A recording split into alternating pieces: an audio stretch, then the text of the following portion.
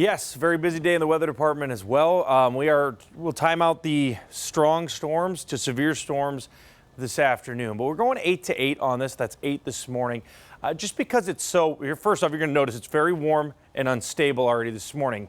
This is really the first morning this whole summer. I believe this is summer, where we've had that instability, that higher moisture feeling.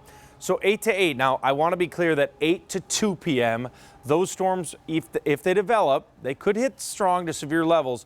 They will still not be as strong as the ones from 4 to 8 p.m. That's when you're going to have the highest instability. So the impact, of course, severe storms, got to be prepared for, even tornadoes, but really focusing on large hail. This is a hail event, not necessarily a tornado event. Again, you got to focus on one, and we'll talk about that in depth. So here's morning convection. None of this is severe.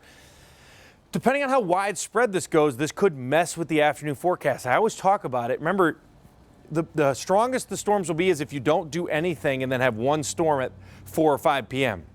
So if we can have a lot of storm activity here along this warm front, that wouldn't necessarily be a bad thing. So this is going to be the first time that we've seen a triple point cruise across Minnesota since pretty much April. That storm system we had in April, you got to go back to it late April. It was a moderate threat. We only had a few systems there, but we had obviously large tornadoes that day. So this is the same deal. I just think today's a little bit more focused on the hail, but you'll see that low pressure center, that triple point goes right across the state from 3 to 8 p.m. So that's why we have an enhanced risk from Brainerd all the way down through Jackson. I think it's pretty obvious when I show you the threats today, which one is the main threat here. It's hail. You'll notice the little black hatch region. What does that mean? Well, that is a significant threat. You don't want that in tornadoes, or that means that EF3 is possible.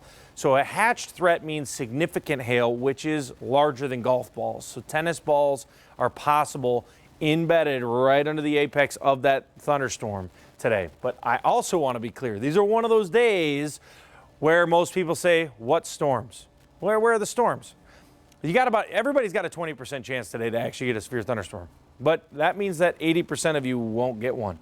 So you just want to be cautious here and understand that if you travel, you start driving, your odds go higher than 20% to run into one of these. The chance for these storms right now in the metro are around 4 to 7 p.m.